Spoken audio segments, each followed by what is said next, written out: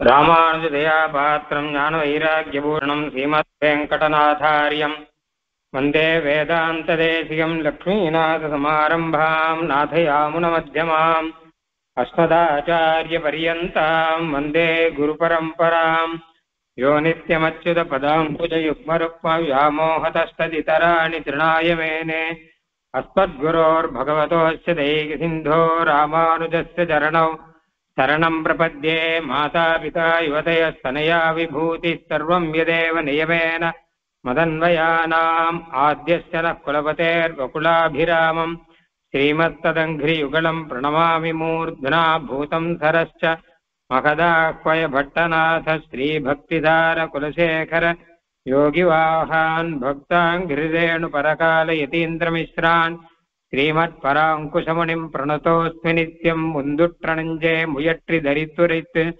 वन्दित्तु wire वाழ்த்தியே சந்த முருகூரும் சோலைசூழ் மொய்பூம் பொருணல் குருகூரன் மாறன் பேர் கூறு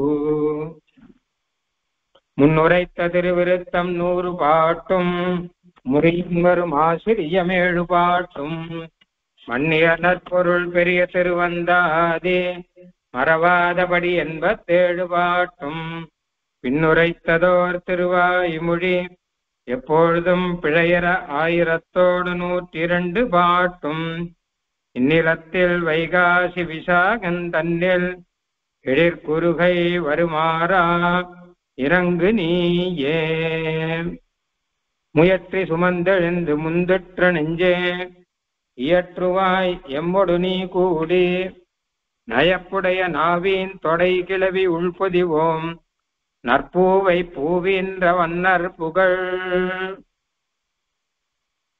பேயாழ்வார் திருநக்ஷத்திரம், பேயாழ்வார் பாசுரம். மாமயிலை பதியதனில் துலாமாதத்தில் வரும் சதயத் அவதரித்து கோவலூரில் தூமுனிவர் இருவருடன் துலங்க நின்று துண்ணிய பேரிருள் நீங்கச் சோதி தோன்ற சேமமுடன் நெடுமாலை காண பூக்கு திருக்கண்டேன் என உரைத்த தேவே உந்தன் பாமருவு தமிழ் மாலை 100 பாட்டும் பழவடியே நெக்கருள் செய் பரிந்து நீயே. பாட்டுக்குரிய பழையவர் மூவரை பண்டொரு கால் மாட்டுக்கருள் தருமாயன் மறிந்து வருத்துதலால் நாட்டுக்கிருள் செக நான்மறையந்தி நடை விளங்க வீட்டுக்கிடை கழிக்கே வெளிக்காட்டும் அம்மை விளக்கே. பேயாழ்வார் மகதாஹ்வயர் அப்படின்னு சம்ஸ்கிருதத்துல திருநாமம். பூதம் சரஸ்ச மகதாஹ்வய. மகத் அப்படின்னா பேய்னு அர்த்தம் சம்ஸ்கிருதத்துல. பூதசரோ வேதாளான் அப்படின்னு தேசிகன் சொல்ற. வேதாளன்னா பேய் அப்படின்னு அர்த்தத்துல சொல்ற. என்ன பேய்னு போய் ஒரு பெயர் வச்சுட்டு இருக்காரு அப்படின்னா அவர் மற்ற பேர்லாம் அவரை பேய் மாதிரி நினைக்கிறாளாம். அவர் அப்படி இருக்க சாதாரண மனுஷர்கள் மாதிரி நடக்காம பேய் பிடிச்சவா எப்படி நடக்கிறாளோ அப்படி நடக்கிறாராம். பேய் பிடிச்சவால 2 உண்டு. நல்ல பேய் பிடிச்சவா, கெட்ட பேய் பிடிச்சவான் இல்லையா? கெட்ட பேய் பிடிச்சவா கண்ணாப்புனான்னு இருப்பான். நல்ல பேய் பிடிச்சவா அவ மனுஷ மாதிரி இருக்க மாட்டான். அந்த மாதிரி எம்பெருமான் பிடிச்சிருக்காராம் அவருக்கு. எம்பெருமான் தான் பேய்னு வச்சுக்கோங்க. இப்போ எம்பெருமான் இவர் பிடிச்சுன்னு விட்டார். அதனால இவர் திடீர்னு சிரிக்கிறார், திடீர்னு அழறார், பெருவாளியை பத்தி பேசின்னு இருக்கார், பைத்தியம் பிடிச்ச மாதிரி இருக்கார். ஆழ்வார் இந்த சொன்ன மாதிரி பேயரே எனக்கு யாவரும் பேயரே யானுமோர் பேயனே அப்படின்னு சொல்ற மாதிரி ஆக கிருஷ்ணகிரக கிரகீதாத்மா அப்படின்னு பாகவதத்துல வரும். பிரகலாதன் பத்தி சொல்லச்ச கிருஷ்ணகிரகன், கிருஷ்ணங்கிற பேய் அவர் பிடிச்சுட்டான் பிரகலாதனை. அதனால பைத்திய மாதிரி பேசிட்டு இருக்கார், பகவானை பத்தியே பேசிட்டு இருக்கேன். மற்ற பேர்லாம் ஏதோ போயிட்டு இருக்கா. சத்தியாராதனை நடக்கிறது, எல்லாரும் ஆகாரத்தை பத்தி பேசிட்டு இருக்கா. இவர் பெருமாளை பத்தி பேசிட்டு இருக்க. இப்ப எல்லாரும் பைத்தியம் தானே சொல்லுவா. அந்த மாதிரிதான் நடந்துட்டு இருக்கு. அதனால அவருக்கு பெருமாள் அனுகிரகம் பண்ணார். திருக்கண்டேன் பொன்மேனி கண்டேன்னு சேவித்தான்னு இருக்கு. இப்பொழுது பெரிய திருவந்தாதி அதிலே 79வது பாசுரம் நம்ம பார்க்கணும். நல்லஞ்சே ஓவாத ஊனாக ஊன்னு முன் பாசுரம் 78வது பாசுரம். துணை நாள் பெருங்கிளையும் தொல்குலமும் சுற்றத்தினை நாடும் இன்புடைத்த மேலும் கணைகானில் ஓவா தொழில் சார்கன் தொல்சீரை நன்னஞ்சே ஓவாத ஊனாக ஊன். 2 பாட்டு பார்த்தோம் நம்ம. ஒண்ணு, பந்துக்கள் யாரா இருந்தாலும் உற்ற பந்துக்களாக இருக்க மாட்டார். எம்பெருமான் தான் குற்றத்தார் சுற்றத்தார்னு யார் யாருக்காரோ மொத்த பேரே எம்பெருமான் தான். உற்றார் சுற்றார்னா சொல்றோம் இல்லையோ, சகலவித பந்துமாக இருக்கக்கூடியவன் எம்பெருமான். ஆகையினாலே எம்பெருமானே நின்னன்றி மற்றிலேன் கண்ட, உன்னை தவிர வேற யாரும் எனக்கு கிடையாது. ஏன்னா உன்னுடைய சொல் தான் எனக்கு துணை, உன்னுடைய அனுகிரகம் தான் எனக்கு துணை. இந்த 2 தான் துணை. நீ அருளிய வார்த்தைன்னு சொன்ன.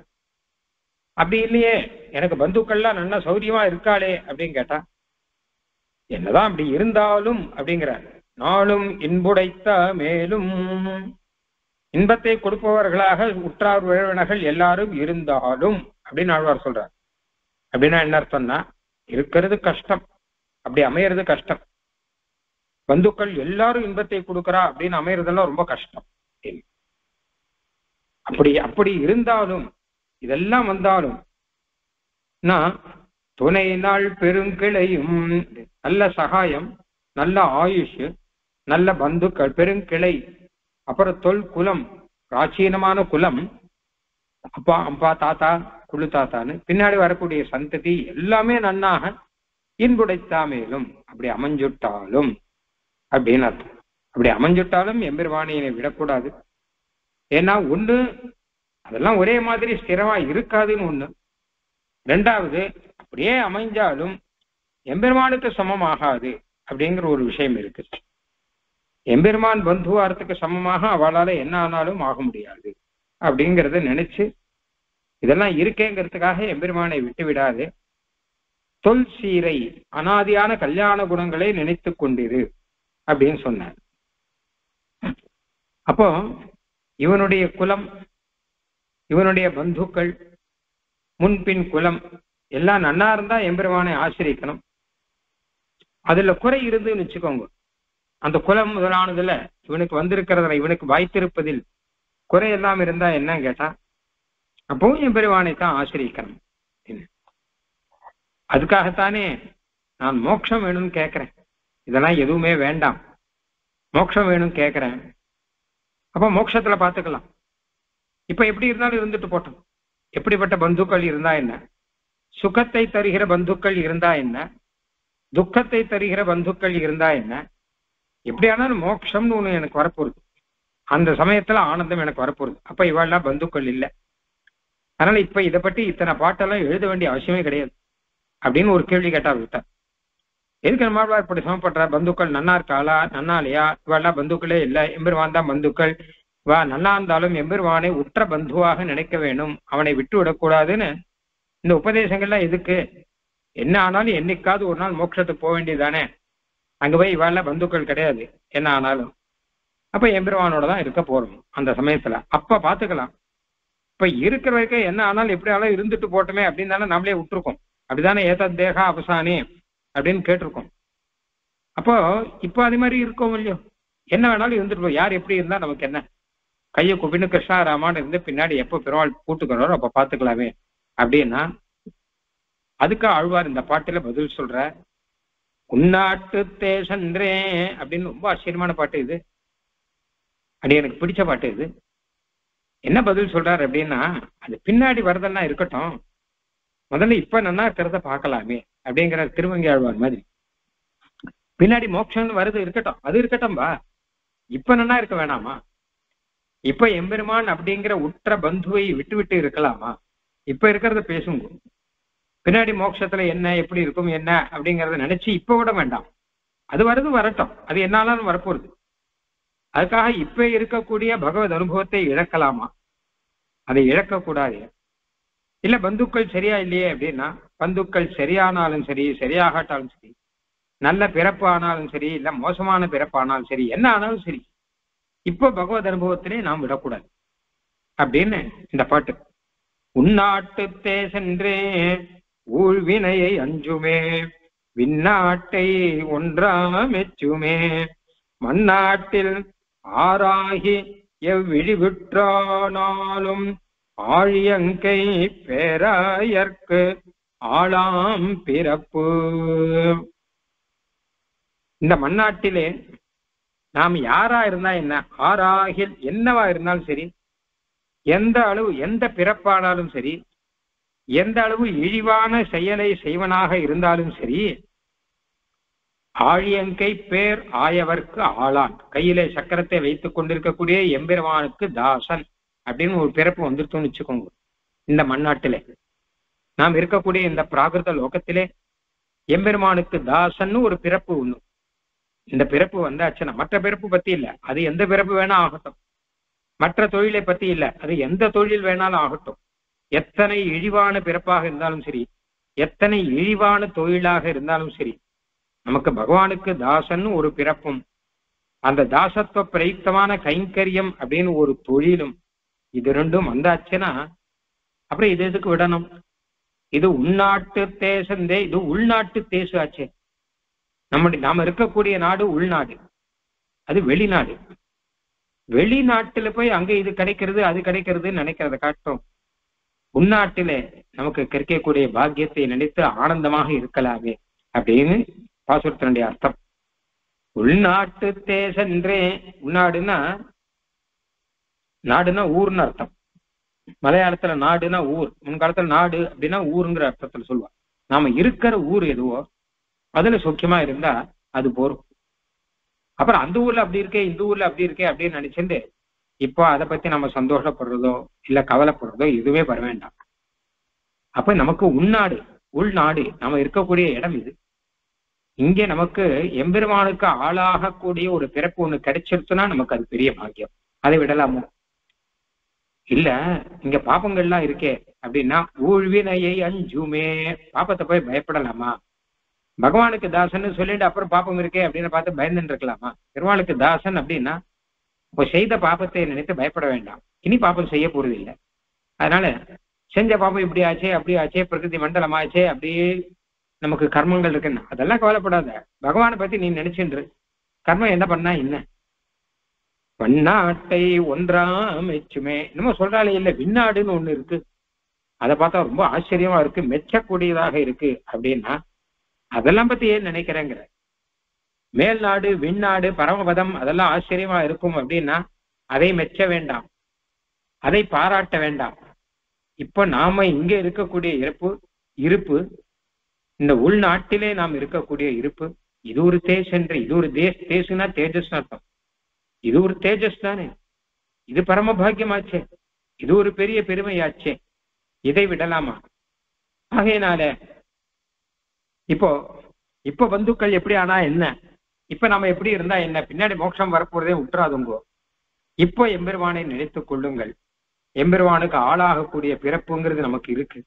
இதற்கு அனுகுணமான ஒரு வாழ்க்கை அப்படின்னு நமக்கு இருக்கணும் அப்படின்னு பார்த்துக்கோங்க. இது பாட்டினுடைய தாற்பயம்.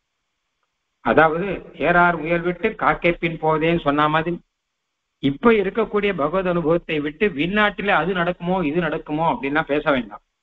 நமக்குதான் மோட்சத்தில் வரப்போறதை இப்ப எதுக்குன்னு கேட்க வேண்டாம். இப்ப இன்னும் அதை பார்க்கணும். மோட்சத்தை பத்தி பின்னாடி பார்த்துக்கலாம். அது வருமா வராதா, என்ன நிறைய பேருக்கு இந்த கவலை இருக்கு. மோட்சம் கிடைக்குமா கிடைக்காதா, வருமா எப்படி இருக்கும், அதை பத்தி எல்லாம் கவலையப்பட வேண்டாம். இப்ப நீங்கள் எப்படி இருக்கிறீர்கள் அதுதானே ரொம்ப முக்கியம்.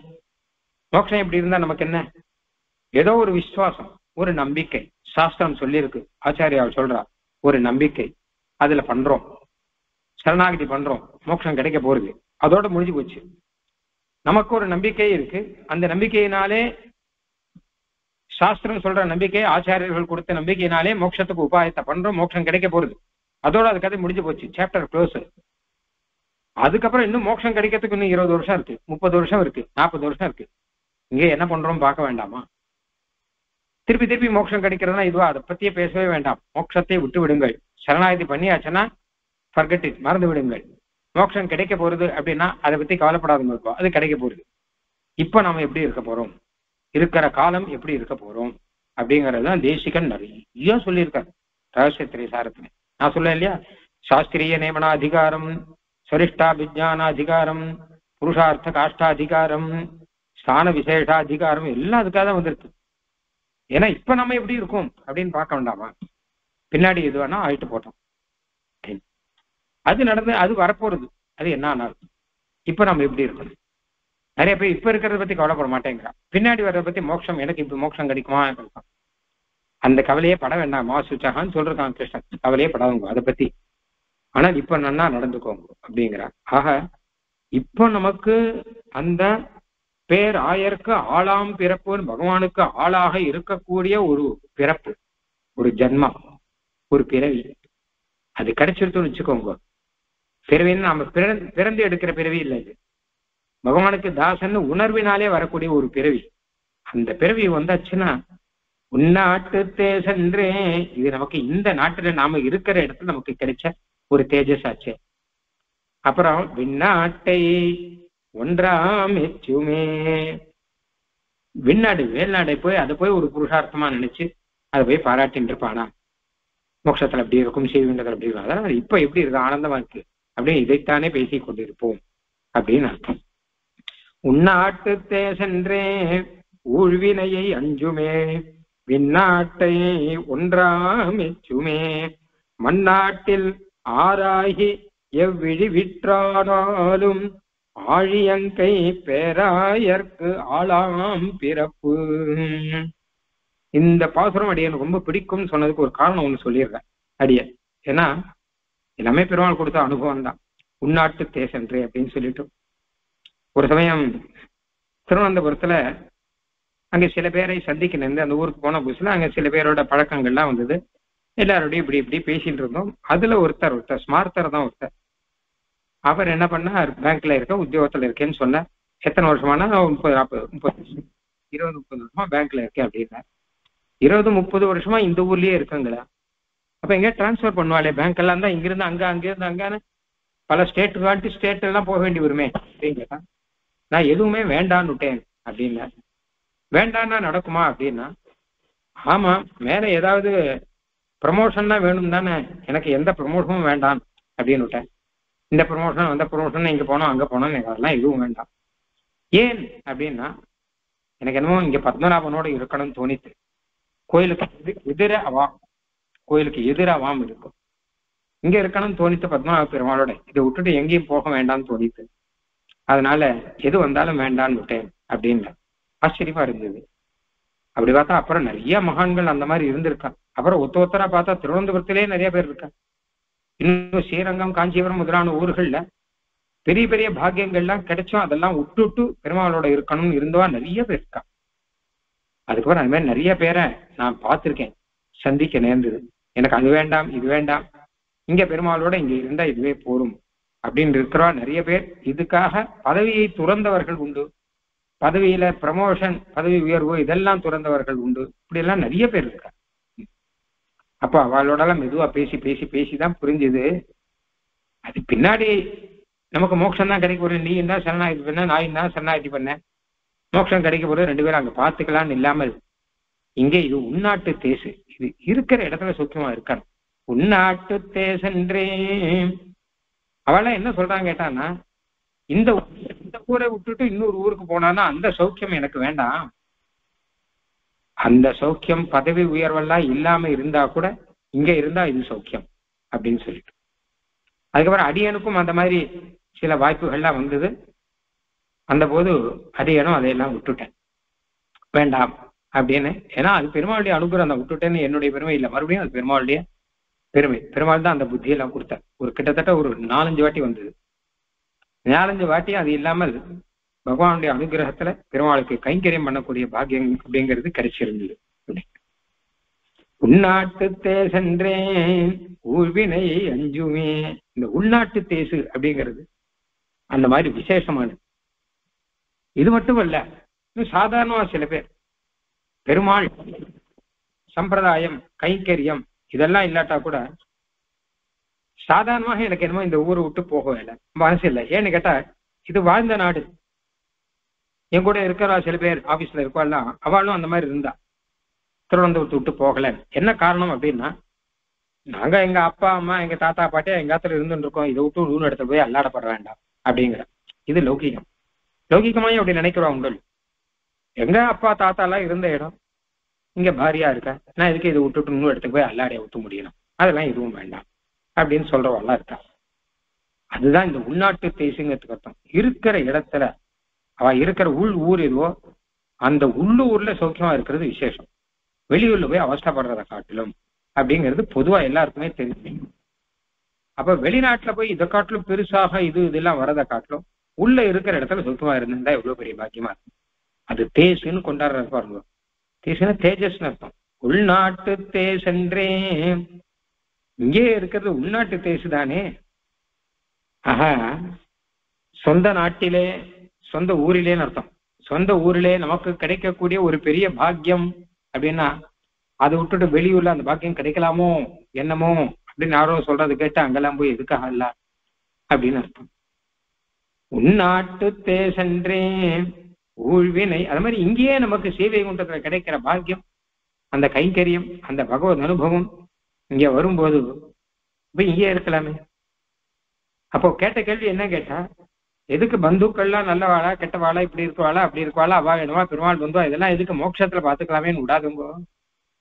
இப்ப பகவத் அனுபவம் கிடைக்கிறத விடாதுங்கோ. என்ன ஆனாலும் பகவத் அனுபவம் இது நமக்கு இந்த ஊர்ல நாம இருக்கிற இடத்துல நமக்கு கிடைக்கக்கூடிய ஒரு அனுபவம் அப்படின்னு அர்த்தம். உள்நாட்டு தேசென்றே, உள்நாட்டு தேசு தானே இது. பின்ன அதை பத்தி சொல்லச்சு விண்ணாட்டுன்னு சொல்றார். ஊழ்வினை அஞ்சுமே விண்ணாட்டை ஒன்றாம் அதிக்கு மெச்சுமே. விண்ணாடு மேல்நாடு பரமபதம், அதை ஒன்றாக ஒரு பலனாக அதை போய் ஒரு புருஷார்த்தமா மெச்சுமே அப்படின்னா ஆதரிப்பானோ பாராட்டுவானோன்னு அர்த்தம். இங்க இந்த பகவத் அனுபவத்தை பெற்றவன் பரமபதத்துவே ஏதோ புருஷார்த்தமாக பாராட்டி கொண்டு ஆஹா அப்படி இருக்கலாம் அப்படி இருக்கலாம் பின்னாடி வரப்போறது இதை பற்றி கதை பேசிட்டு இருப்பானோ. இங்கே இருக்கிறத அனுபவிக்கிறதை விட்டு விட்டு பரம புருஷார்த்தத்தை பற்றி, அதாவது பரமபதத்தை பற்றி நிறைய உபன்யாசங்கள்லாம் பண்ணி பரமபதத்தை பற்றி பல விஷயங்கள்லாம் தெரிஞ்சில்ல, அதெல்லாம் இருக்கட்டும்பா. இங்க என்ன இதை விட்டுட்டு அதை போய் பலனாக மெச்சுவானோ அப்படின்னு. விண்ணாட்டை ஒன்றா மெச்சுமே. ஆனா இங்க பாப்பத்தோட தானே இருக்கும். இங்க என்ன ஆனாலும் அப்படின்னா ஊழ்வினையை அஞ்சுமே. பாப்பத்தை நினைச்சு பயப்படுவானா? பகவானுக்கு ஆள் ஆகிட்டான்னா பகவத் தாசன்கிற எண்ணத்தோட இருக்கிறவன் அப்புறம் ஐயோ இங்க பாப்பம் இருக்கே இது என்னவோ அப்படின்னு இதை பத்தி எதுக்காக நம்ம பயப்படணும் அப்படின்னு. அனாதி ஊழ்வினைன்னு போடுற. ஊழ்வினா அனாதியாக நமக்கு இருக்கும் அந்த பாப்பம் எல்லாம் தொலைஞ்சிடுச்சு. தொலைஞ்சா கூட ஏதோ இங்க இருக்க வரைக்கும் ஏதோ ஒரு பாப்பம்னு ஒண்ணு இருக்குதானே இருக்கு. பல பிராரப்தம்னு ஒண்ணு இருக்கும் இல்லையோ. இப்ப பிராரப்தத்தோட தானே இருக்கணும். இந்த பிராரப்தத்தோட இங்க இருக்கிறத காட்டுல சேவை கொண்டு போயிட்டா நல்லதுன்னு தானே சொல்றேன்னா அதெல்லாம் இருக்கட்டம்ப. இந்த பிராரப்தம் பலன் அனுபவிச்சுட்டு போறோம். சர்வம் சகேமே சகதம்கி துக்கம்ங்கிற ஆள வந்த இதெல்லாம் துக்கம் சகஜம்தான். சர்வம் சகே, எல்லாத்தையும் சகிச்சுக்கிறேன், துக்கம் சகஜம், இது ஒன்றும் பெரிய விஷயம் கிடையாது. இதை நினைச்சு பயப்பட வேண்டிய அவசியம் இல்லை. பகவான் இருக்கான். திருமால் தாளில் தலை கொண்ட ரங்கட்கு எங்கே வரும் தீவினையே. நமக்கு இனிமே என்ன பாப்போம், என்ன பண்ண போறது? ஏதோ ஒன்னாலும் பகவத் சிந்தையோட பகவத் கைங்கரியத்தோட ஏதோ ஒண்ணு இருந்திருந்தா பாப்பத்தினாலே குடும்பத்துல சில கஷ்டங்கள் துக்கங்கள் இதெல்லாம் வந்துட்டு இருக்கும். அதெல்லாம் வரட்டும். சரீரத்துல சில துக்கங்கள் வரும், அதெல்லாம் வந்துட்டு இருக்கட்டும். எம்பெருமான் ஏதோ ஆட்கொண்டு இருக்கானா அது நமக்கு பாக்கியம். ஊழ்வினையை அஞ்சுமே. பாப்பத்தை நினைச்சு பெருசா பயப்படுறவன் யாரு அப்படின்னு கேட்டானா இந்த பகவத் சம்பந்தம் இல்லாமல் இருக்கவன், வாழ்க்கையே லட்சியம் அப்படின்னு இருக்கவன் இருக்கான் இல்லையோ, அவன் தான் பயப்படுவான். ஐயோ வாழ்க்கை நன்னாலேயே இப்படி ஆயிட்டேன், எப்படி இருந்தானா இப்படி ஆயிட்டேன் அப்படின்னு நான் சொன்னேன் அப்படி. ஆனா பகவத் சம்பந்தத்தை வச்சுருக்கான். ஏதோ ஏதோ ஒரு ரீதியில பகவான் நமக்கு ஆளாக்கி வச்சிருக்கான். அன்னைக்கு அந்த மாதிரி வச்சிருந்தான், இன்னைக்கு இந்த மாதிரி வச்சிருக்கான், நாளைக்கு எந்த மாதிரி வச்சிருக்கவானோ அந்த மாதிரி வச்சிருக்க போறான். அதனால பகவானுடைய அனுகிரகத்தினால எல்லாம் நடக்க போகிறது அப்படிங்கிற சிந்தையில இருக்கிறவன் இந்த பாபத்தை போய் ஒரு பெரிய விஷயமா நினைச்சு இதுக்காக 4 பேர்கிட்ட பேசி கஷ்டப்பட்டு இதெல்லாம் பண்ண மாட்டான். உள்நாட்டு தேசென்றே ஊழ்வினையை அஞ்சுமே விண்ணாட்டை ஒன்றா மெச்சுமே.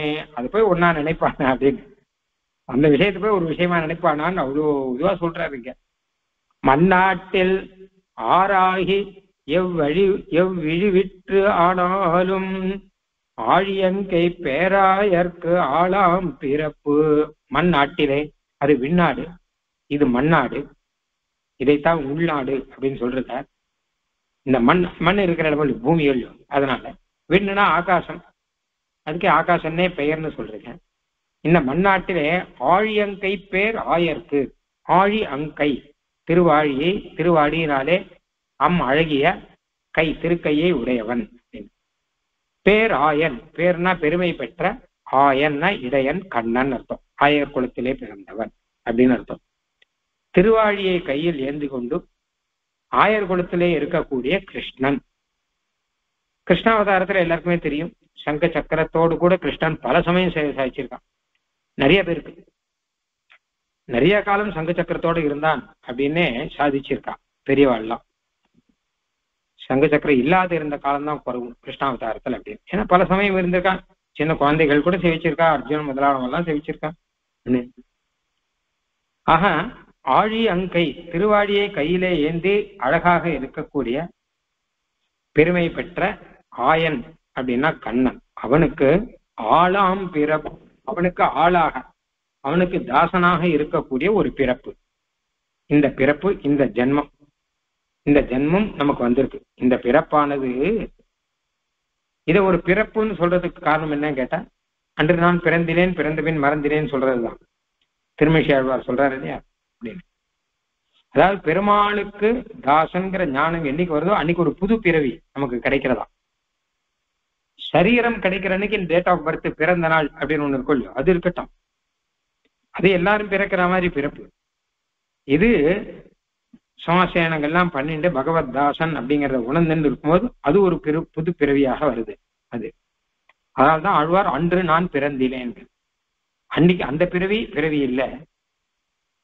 இப்போ பகவானுக்கு தாசனாக பிறந்தப்புறம் பிறந்த பின் மறந்திலே அப்படின்னு சாதிக்கிறார் இல்லையா. அதனால ஆழியங்கை பேர் ஆயர்க்கு ஆளாம் பிறப்பு, ஆளாக இருக்கக்கூடிய ஒரு பிறப்பு அப்படின்னு இருக்கு. அப்போ அந்த பிறப்பு வந்தா மண்ணாட்டில் ஆறாகி எவ்விழிவு உற்றானாலும், இந்த மண்ணாட்டுல அவன் யாரா இருந்தா என்ன, எந்த இழிவு உற்றா என்ன, எந்த அளவு மோசமா இருந்தா என்ன, அவனுக்கு உள்நாட்டு தேசன்றே. அவன் உள்நாட்டுல பகவத் அனுபவத்தோடு இருக்கிறது ஒரு பிரகாசம் தானே அர்த்தம். அதாவது பூமியில நீ கடைசியில பூமியில என்னவா இருக்க போறப்பா, ஏதோ ஒரு பிறப்பு.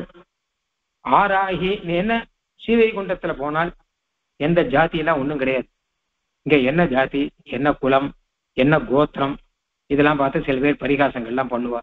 இது இப்படியா அது அப்படியா அப்படின்னு சொல்லிட்டு, நீ யாரா இருந்தாலும் சரி, எவ்விழி உற்று எந்த அளவு மோசமா இருந்தாலும் சரி, மோசம்னா நீ செய்யற காரியம் மோசமானாலும் சரி, நீ பார்க்குற வேலை மோசமான வேலையா இருந்தாலும் சரி, இல்ல உன்னுடைய நிலைமையே மோசமாக இருந்தாலும் சரி, இல்ல உன்னுடைய சரீரம் முதலானதெல்லாம் அழகாக இல்லாமல் அதெல்லாம் மோசமாக இருக்கு, அழகில்லாமல் இருக்கு அப்படின்னு ஆனாலும் சரி, உள்நாட்டு தேசன்றே எவ்வளவு மோசமா இருந்தாலும் பகவானுக்கு ஆளாகக்கூடிய ஒரு பிறப்புன்னு ஒண்ணு வந்துருத்துன்னு வச்சுக்கோங்க. அந்த பிறப்புங்கிறது உள்நாட்டு தேசம். அது உள்நாட்டுல நமக்கு கிடைக்கக்கூடிய பாக்கியம். அது ஸ்ரீவைகுண்டத்துல என்ன ஆனாலும் அதை காட்டில இதுக்கு சமம் ஆகாது. ஏன்னா இது உள்நாட்டு தேசம். ஆனா முதல்ல அதை வச்சுக்கோங்க. மண்ணாட்டில் ஆறாகி எவ்விழிவிற்றானாலும் இழிவிற்று அப்படின்னா இழிவை உடையவன் அர்த்தமாக வச்சுக்கணும். இந்த மண்ணாட்டில் இவன் யாரா இருந்தா எந்த அளவு மோசமாக இருந்தாலும் அப்படின்னு அர்த்தம். மோசமாக இருந்தாலும் எம்பெருமானுக்கு தாசன் அப்படிங்கிற பிறப்பு இருந்ததுனால் அதுதான் உள்நாட்டு தேசு. உள்நாட்டுல அவனுக்கு பெரிய பாக்கியம். அதை விட்டு விண்ணாட்டுல எதுவா இருந்தா என்ன என்பது இந்த பாசுரத்தினுடைய பரம தாற்பயம். மண்ணாட்டில் ஆறாகி எவ்விழிவிற்றானாலும் ஆழியங்கை பேர் ஆயர்க்கு, ஆழியங்கை பேர் ஆயர்க்கு ஆளாம் பிறப்பு அப்படின்னு உத்தமூர் சபை அழகா சாதிக்கிறார் பாருங்க. வெளியூருக்கு சென்று விசேஷமாக சம்பாதிப்பதை காட்டில் உள்ளூரில் மதிக்கப்பட்டு கொஞ்சம் பெற்றாலும் அது பெருமை அப்படின்னு. வெளியூருக்கு போய் நிறைய சம்பாதிக்கிறதால இந்த காட்டிலும் இருக்கிற ஊர்ல இருக்கிற ஆத்துல கொஞ்சம் மோசமா இருந்தா கூட இது ஒரு பாக்கியம் அப்படின்னு நினைக்கிறவா உண்டு இல்லையோ. அந்த மாதிரி பரமபதத்தில் வாழ்வானது இங்கே அவனுக்கு ஆளாவதற்கு மேலான புருஷார்த்தம் என்று பரமபதத்துல கிடைக்கிறது. அதெல்லாம் வெளியூர்ல கிடைக்கிறது.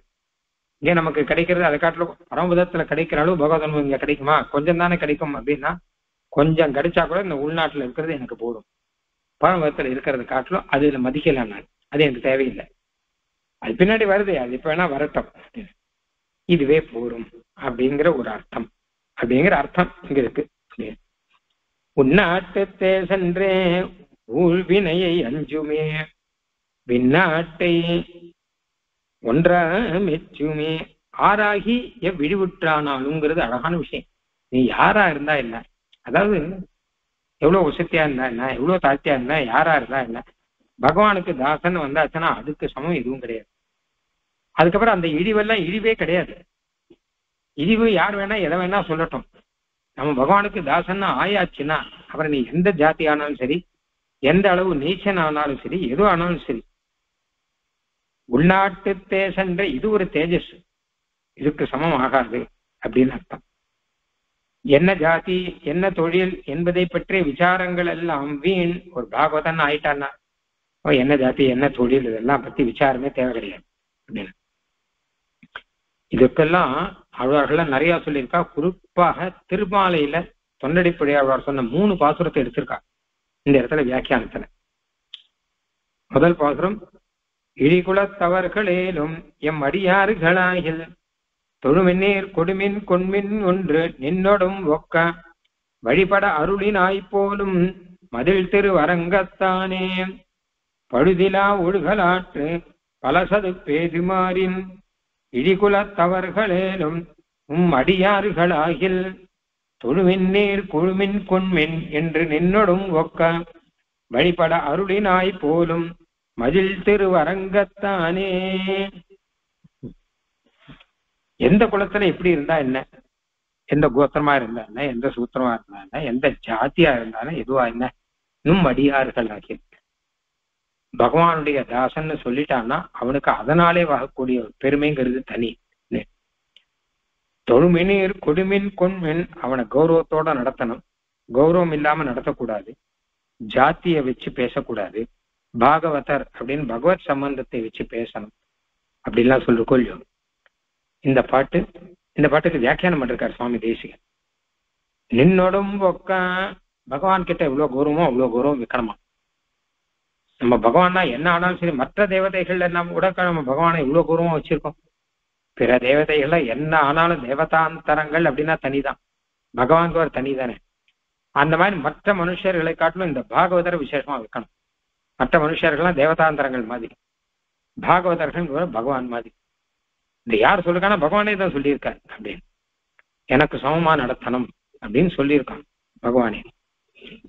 அப்போ என்னோடும் ஒக்க உனக்கு சமமாக ஒரு கௌரவம் அவளுக்கு உண்டு இல்லையா. மற்ற பேரெல்லாம் தேவதாந்திரங்கள் மாதிரி, இவாள்லாம் பகவான் மாதிரி. வழிபட அருளினாய் போலும் மதில் திருவரங்கத்தானே. இதுல சில விசாரங்கள்லாம் கூட சுவாமி தேசியன் பண்ணியிருக்க, அதெல்லாம் அப்போ பார்க்கலாம். அடுத்து ஒரு பாசுரம், திருமருமார்வ நின்னை சிந்தையுள் திகழ வைத்து மருவிய மனத்தராகில் மாநில துயிர்கள் எல்லாம் வெறுவர கொன்று சுட்டிட்டு ஈட்டிய வினையரேலும் அறிவினை பயனதுய்யார் அரங்கமா நகருளானே. போன பாட்டுல எந்த பிறப்பு இருந்தாலும் பார்த்தோம். இழிகுலத்தவர்களேலும் எம் அடியார்களாகில் தொழுமின் அப்படின்னு பகவான் சொல்றான். இப்ப எந்த பிறப்புங்கிறது இருக்கட்டும், எந்த செயல்னு பார்க்கலாம். திருமரு மார்வ சிவசாங்க எம்பெருமானே, பிராட்டியை திருமார்பிலே வைத்திருக்கக்கூடே நின்னை சிந்தையுள் திகழ வைத்து மருவிய மனத்தராகி, மனசுல உன்னை வச்சிருந்து இருக்கக்கூடிய பரம பாகவதன் இருந்தால் மாநில துயிர்கள் எல்லாம் வெறுவர கொன்று சுட்டிட்டு ஈட்டிய வினையறையிலும், எத்தனை பாப்பம் பண்ணியிருந்தாலும் சரி, அவன் இந்த பாப்பம் பண்றானே அந்த பாப்பம் பண்றானேன்னா அறிவினை பயனதுய்யாரு அரங்கம நகருளானே. அவன் பாப்பத்தை பத்தி எல்லாம் நம்ம பார்க்க கூடாது, அவன் பாகவதன் அப்படிங்கறதான் பார்க்கணும். ஐயோ இந்த தப்பு பண்றானே அந்த தப்பு பண்றானே அவன் இவ்வளவு மோசமானவன் அப்படின்னா சொல்லக்கூடாது. பகவத்கீதையிலேயே இந்த விஷயம் வருது.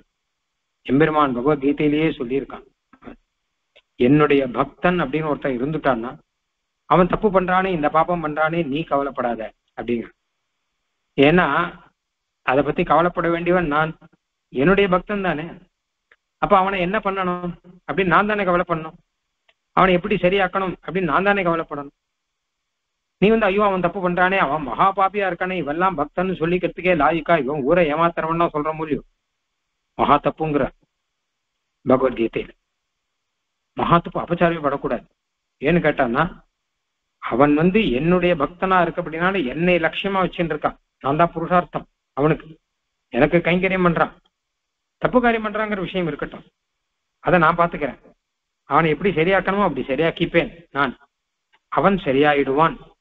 ஆனால் அவன்கிட்ட அபச்சாரப்பட்டவன்னு வச்சுக்கோங்க, உங்களை கைவிட்டு. ஏன்னா பாகவத அபச்சாரம், நீங்க சரியாக முடியாது, கஷ்டம். அதனாலே அப்போ என்ன கேட்டா, மாநில துயர்கள் எல்லாம் வெறுவர கொன்று சுட்டிட்டு ஈட்டிய வினையரேலும் அருவினை பயனதுய்யார். அவனு தெரியாம தப்பு பண்ணா அதெல்லாம் நான் மன்னிச்சிடுவேன், தெரிஞ்சே தப்பு பண்ணா அதுக்கு சின்ன தண்டனை கொடுத்துருவேன், ஏதோ ஒண்ணு பண்ணிடுவேன். நீங்க அதை பத்தி, அவன் தப்பு பண்ணதை பத்தி பெருசா வம்பளந்து அபச்சாரப்பட்டு அவங்கிட்ட போய் சண்டை போட்டு இதெல்லாம் துவேஷப்பட்டு இதெல்லாம் பண்ணக்கூடாது. அரங்கமா நகருளானேன் இன்னொன்னு பாசுரம். ஊனமா இனகள் செய்யும் ஊனகாரகர்களேனும் போனகம் செய்த சேடம் தருவரேல் புனிதமன்னே. இந்த பாட்டு வானுளார் அரியலாகான்னு பாட்டு.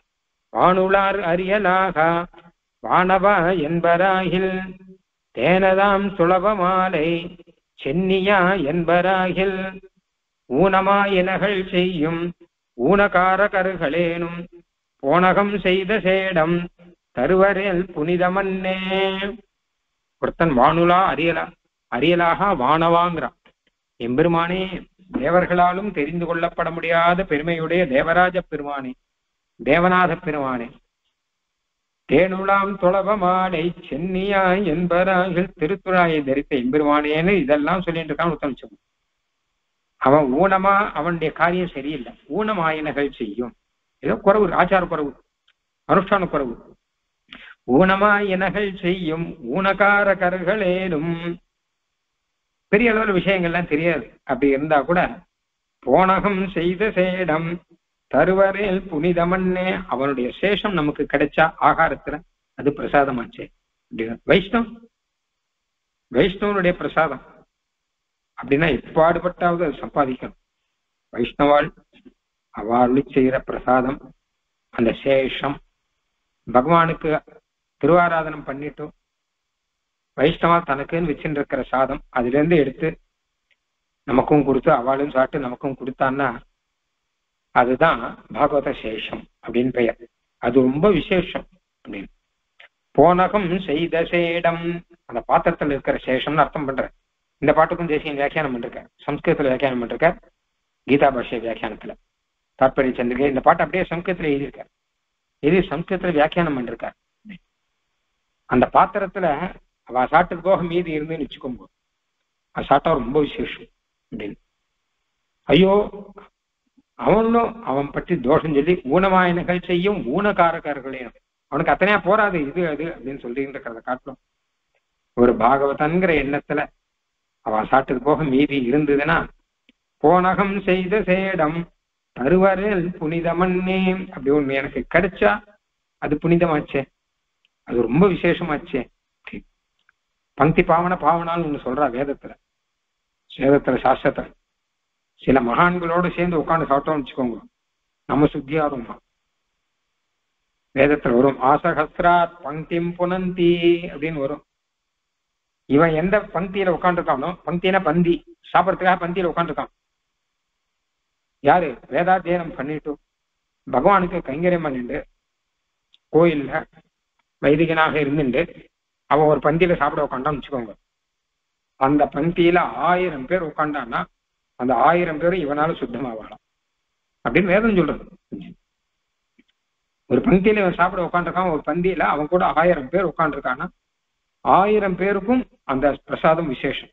ஏன்னா இவனுடைய பிரசாதம், இவனோட கூட சாப்பிடறா இல்லையா, அப்ப இவனுடைய பிரசாதம் மாறுது இல்லையா, இந்த சேஷம் மாறுது இல்லையா, அது அத்தனை விசேஷம் அப்படின்னு வேதம் சொல்லியிருக்கு. ஆசஹஸ்ரா பங்கிம் புனந்தி அப்படின்னு சொல்லிட்டு, அந்த மாதிரியாக போனகம் செய்த சேடம், அவ சாப்பிட்டு போன ஸ்டேஷன் சின்னதா ஏதாவது ஒரு பிரசாதம், ஆச்சாரியன் பிரசாதம் அப்படின்னு சொல்றோம் நாமெல்லாம் இல்லையா. பாகவதத்தில் கூட இதுக்கெல்லாம் கதையெல்லாம் நிறைய இருக்கு, நிறைய கதைகள்லாம் இருக்கு. பாகவதத்தில் நாரதர் கதையே இப்படிதான் வரும். முதல்ல எல்லாம் ஏதோ சின்ன பையனா இருந்துட்டு ஒரு அம்மாவோட கூட இருந்துட்டு அங்க ரிஷிகளுடைய சேஷத்தை சாப்பிட்டு இருக்கான் அந்த பையன். அதனாலே ஞானம் வந்துதான் பிற்காலத்துல அவன் நாரதர் ஆறார் அப்படின்னு வரும். அடுத்த ஜென்மத்துல நாரதர் ஆறார் அப்படின்னு. ஏன்னா அந்த அந்த அந்த பிரசாதத்தினுடைய ஒரு பெருமை அப்படின்னு. மதுராந்தகத்துல அந்த ஸ்ரீ வைஷ்ணவர்களை எச்சில சாட்டு நீ இப்படி இருக்க அப்படின்னு சொல்றதான் உடும்பனுடைய கதையெல்லாம் வரும் எம்பெருமான சரித்திரத்துல. அதனால என்ன விஷயம் அப்படின்னு கேட்டான்னா, எப்படிப்பட்ட ஒரு பிறப்பு அந்த பாகவத பிறப்புங்கிறது. அந்த பாகவத பிறப்புன்னு ஒருத்தனுக்கு வந்துடுத்துனா அப்புறம் அவனுடைய பழைய பிறப்பு என்னவானா என்ன, அவனுடைய செயல் என்ன ஆனா என்ன, அவனுக்கு ஏதாவது ஒன்று ரெண்டு குறைவுகள்லாம் என்ன ஆனா என்ன, அவன் உள்நாட்டு தேசன்றேன். அவன் இருக்கக்கூடிய அந்த பாகவதங்க பிறப்பு இருக்கொள்ளு, அதுதான் அவனுக்கு பெருமை, அதுதான் உள்நாட்டு தேசு. இதை விட்டுட்டு மோட்சத்துல என்ன, மோட்சத்துல நித்திய சூரியர்களுக்கு சமமாக இருக்கிறது கூட பெரிய விஷயம் இல்லை. இங்க இந்த பாகவதர் இப்படி இருக்கிறது இருக்கொள், அது விசேஷமானது. உள்நாட்டு தேசன்றே ஊழ்வினை எஞ்சுமே, விண்ணாட்டை ஒன்றாமெச்சுமே, மண்ணாட்டில் ஆறாகி எவ்வழி உற்றானாலும் எவ்விழி உற்றானாலும் ஆழியங்கை பேராயர்க்கு ஆளாம் பிறப்பு. இங்க ஆயன்னு கிருஷ்ணனை சொல்றார். இது எதுக்காக சொல்றார் அப்படின்னா, ஆனானப்பட்ட கிருஷ்ணனே அந்த விண்ணாட்டை விட்டு இங்க வந்திருக்கான், நமக்கு சமமாக வந்திருக்கான். எதுக்காக வந்திருக்கான்னா, இங்க இருக்கவாளுடைய பெருமை எல்லாருக்கும் தெரியணும் அப்படின்னு காமிக்கிறதுக்கு தான். ஆழியங்கையன் எம்பெருமான் இங்கே ஆயர்க்குன்னு ஆயர் குலத்துல அவளுக்கு சமமா இருந்திருக்கான்னா பாருங்களேன், ஆயர் குலத்துக்கு பெருமை சேர்த்திருக்கான். ஆயர் குலத்துல கிருஷ்ணன் அவளுக்கு சமமாக பழகின அப்புறமும் அதே ஆயர் குலத்துல இப்போ ஒரு பாகவதர் வரான்னு வச்சுக்கோ, நம்ம என்ன நினைப்போம்? அவரை ஒரு ஆயர் குலத்துல ஒருத்தர் வந்திருக்கார், கிருஷ்ணனுடைய குலத்துல ஒருத்தர் வந்திருக்கார், அவர் பரம பாகவதரா இருக்கார் அப்படின்னு வச்சுப்போம். அப்போ ஸ்ரீவைகுண்டத்துல இருக்கிற முக்தர்களை காட்டிலும் அவர் விசேஷம் இல்லையா? ஏன்னா உள்நாட்டு நம்ம நாட்டுல இப்படி ஒரு தேஜஸோட ஒருத்தர் இருக்காரு அப்படின்னு. அதான் பராசர பட்டர் பற்றி ஒரு விஷயம் சொல்லுவார். ஸ்ரீரங்கத்துல ஸ்ரீ ஜெயந்தி முடிச்சு உரியடியில பெருமாள் புறப்பாடு நடக்கும். ரங்கநாதன் கிருஷ்ணன் 2 பேரும் புறப்பாடு. பராசர பட்டர் திடீர்னு இந்த பக்கம் நின்று பெருமாளை சேவிச்சுட்டு இருந்தவர் எதிர்பக்கம் போயிட்டார். எதிர்பக்கத்துல 1000 குலத்து ஜனங்கள்லாம் இருக்கா, இந்த பக்கம் வைதிகர்கள்லாம் இருக்கா. இந்த வைதிகர்களை விட்டு எதிர்பக்கம் 1000 குலத்து ஜனங்களோட கலந்துட்டார். ஏன் அப்படின்னு கேட்டா, கிருஷ்ணன் அங்கதான் பார்த்துட்டு இருக்காரு. இந்த பக்கம் பார்க்கலையே, அந்த பக்கம் தானே கண்ணன் பார்த்துட்டு இருக்கான், அவர்கள்லாம் கையில வெண்ணெயை வச்சுட்டு இருக்கான், அவளைதானே கிருஷ்ணன் பார்த்துட்டு இருக்கான் அப்படின்னாராம். ஆக அந்த மாதிரி இருந்தான்னா இவாளுக்கும் பெருமை உண்டுங்கிறத காமிக்கிறதுக்கு தானே ஒரு திருவாய்ப்பாடியிலே எம்பெருமான் அவதாரம் பண்ணான். அப்படிப்பட்ட எம்பெருமானுக்கு ஆளாம் பிறப்பு, அவனுக்கு ஆளாக இருக்கக்கூடிய ஒரு பிறப்பு அப்படின்னு. இன்னொன்னு,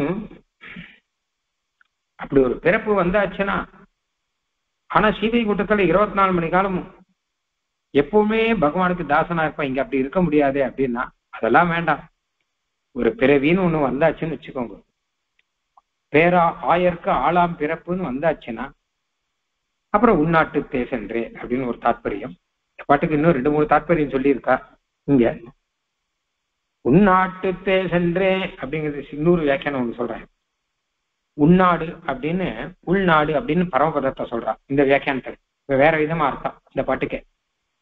உள்நாடு அப்படின்னா பரமபதம். ஏன்னா நம்மை பொறுத்தவரை எம்பெருமான் இருக்கக்கூடிய பரமபதம் தான் நமக்கு உள்ளூர். நம்ம இப்ப வந்திருக்கிறது வெளியூர்.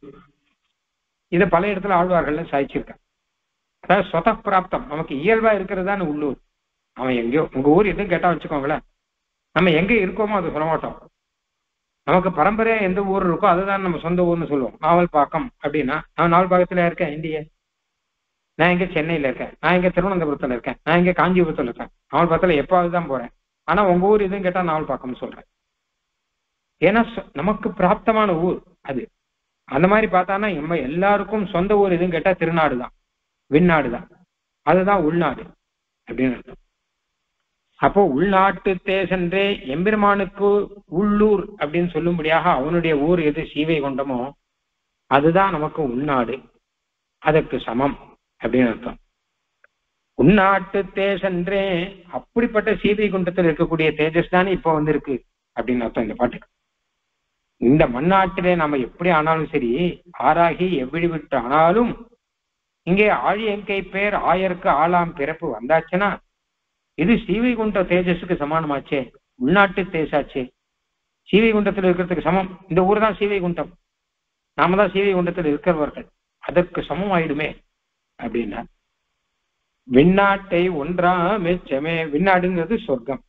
சொர்க்கத்தை போய் வா நினைப்பாளா அப்படின்னு, சொர்க்கத்தை போய் ஒரு பலனா ஒரு புருஷார்த்தமாக நினைச்சுட்டு இருப்பானா? அதெல்லாம் ஒண்ணு வேண்டாம். சொர்க்கம் எல்லாம் ஒண்ணு, அது போய் ஒரு விஷயமே கிடையாது. அதாவது சாமானியமானவர்கள் என்ன சொல்றாங்க கேட்டா, பூலோக பிறப்பை காட்டிலும் சொர்க்கலோகத்துல வாழ்வுங்கிறது ரொம்ப விசேஷமானது, ஆனந்தமானதுங்கிற. ஆனால் இந்த பூலோகத்திலேயே ஆயருக்கு ஆளாம் பிறப்பு, கண்ணனுக்கு தாசனாக இருக்கக்கூடிய பிறப்பு வந்துருச்சுன்னா அவன் சொர்க்கத்தை மதிக்கவே மாட்டான். ஏன்னு கேட்டான்னா, இது உள்நாட்டு தேசன்றே, இதுதானே பரமபதத்து தேஜஸாச்சே. இங்க நான் பரமபதத்துக்கு சமமா இங்க உட்காந்துருக்கேன், இதை பார்த்தா சொர்க்கம் நரகம் மாதிரி இருக்கு நமக்கு. சொர்க்கம் நரகமாயிருக்கு. ஏன்னு கேட்டா, ஏதேவே நிறையாஸ்தாத்த ஸ்தானஸ்ய பரமாத்மனஹாங்கிற விஷ்ணு புராணத்துல எம்பெருமானுடைய ஸ்தானத்தை நினைச்சு பார்த்தா சொர்க்கமும் நரகத்துக்கு சமானம், அந்த அளவு மோசம் அது.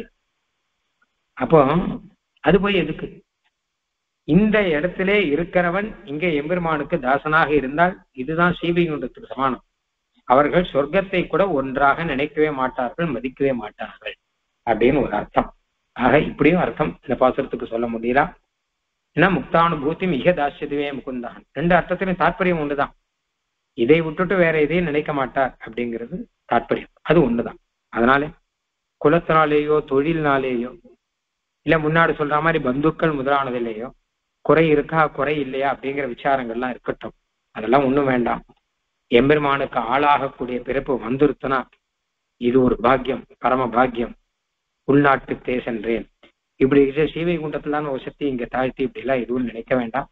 இருக்கிற இடத்துல சௌக்கியமாக எம்பெருமானை நினைத்து கொண்டு இருக்கலாம் அப்படின்னு அர்த்தம்.